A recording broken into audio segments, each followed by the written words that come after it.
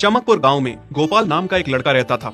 उसकी सौतेली माँ और बाप ने उसे घर से निकाल दिया था। उसकी सौतेली माँ ने सब कुछ अपने और अपने बच्चों के नाम पे कर रखा था और गोपाल को हिस्से के नाम पे 3 गायें दे रखी थी। गोपाल पढ़ा लिखा तो बहुत था, पर नौकरी ना मिलने के कारण उसने सोच लिया था कि वो अब उन तीनों गायें की खूब देख रेख करके उनसे जो दूध मिलेगा उसे बेच के अपना कारोबार चलाएगा।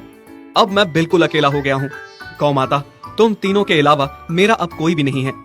बस मेरा घर चलाने के लिए तुम तीनों को मेरी मदद करनी होगी। तीनों गायें बहुत ही हट्टी कट्टी और जवान थीं और रिश्ते में भी एक दूसरे की बहनें लगती थीं। चंपा, चमेली और मैना। मैना सबसे बड़ी और समझदार गाय थी। चंपा गर्भवती थी और चमेली को अभी अभी बच्चा हुआ था। वो दूध दे रही थी, जिसके दूध को बेच के गोपाल का थोड़ा बहुत घर चल रहा था। पर गोपाल को अब चंपा और मैना पे पूरा भरोसा था कि जब उनका बच्चा हो जाएगा तो वो खूब दूध देने लगेंगी और जिससे उसका कारोबार अच्छे से सेट हो जाएगा। देखा चमेली बहन, हमारे मालिक को कितनी उम्मीदें हैं हम तीनों से। हाँ चंपा, सुना मैंने, मालिक ने हमसे कितनी सारी उम्मीदें लगा रखी हैं। और उम्मीद रखे भी क्यों ना, कितना समय खर्च करते हैं मालिक हम पे और कितनी सेवा करते हैं हमारी, कितना खिलाते पिलाते हैं हमें। और फिर हम मालिक की उम्मीदों पे खरा ना उतरेंगी तो धिक्कार है हमारी जिंदगी पर। सही कह रही हो बहन तुम। चलो हम तो मालिक के लिए कुछ ना कुछ कर ही लेंगे। तुमने बच्चा दे दिया है, दूध भी दे रही हो, मैं भी गर्भवती हूँ। थोड़े दिनों में मैं भी बच्चे को जन्म दे दूंगी, फिर दूध भी देने लगूंगी।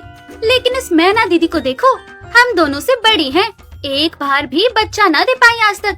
क्या इसका फर्ज नहीं बनता मालिक के लिए कुछ? ये तो बड़ी हैं, हमसे ज्यादा इसको मालिक के लिए करना चाहिए था, लेकिन हम छोटी होकर इतना सोच रहे हैं। तुम दोनों ऐसा क्यों कह रही हो? क्या गलत कह रहे हैं हम? सही तो कह रहे हैं। कितने सालों से बांझ पड़ी हो तुम। ऐसा कैसे कह सकती हो तुम? बच्चा देना ना देना मेरे हाथ में थोड़े ना है। मैं भी तो माँ बनना चाहती हूँ ना। मैं भी चाहती हूँ कि दूध दूँ और मालिक को मेरे दूध से कुछ फायदा हो।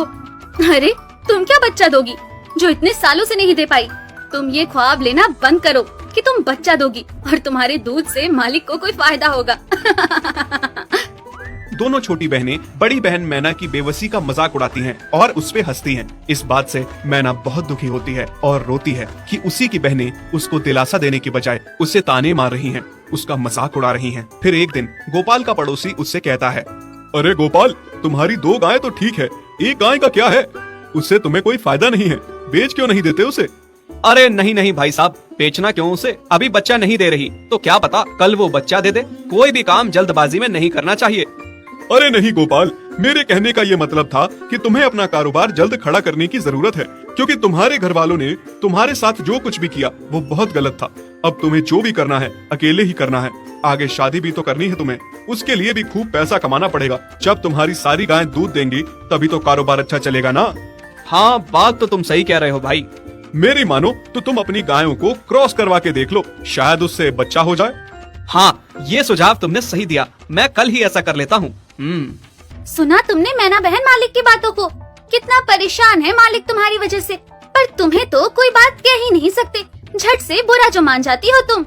मैना ये सब सुन के बहुत दुखी होती है, पर करती भी क्या, उसके हाथ में कुछ नहीं था। गोपाल ने मैना को क्रॉस करवा के भी देखा, पर उसका भी कोई फायदा नहीं हुआ।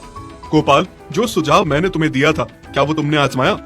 हाँ भाई, वो भी करके देख लिया, पर उसका भी कोई असर ना हुआ। ये गाय किसी काम की नहीं है गोपाल, मेरी मानो तो इसे बेच दो। मैं सोच रहा हूँ एक बार फिर से क्रॉस करवा के देखता हूँ, शायद कोई बात बन जाए। देख लो, पर मुझे नहीं लगता। देखा, इन लोगों को भी पता चल गया तुम बच्चा नहीं दे सकती, तुम बांझ ही रहोगी। सही कह रही हो तुम दीदी, इतने जतन करने के बाद भी बच्चा नहीं हो रहा तो अब क्या होगा?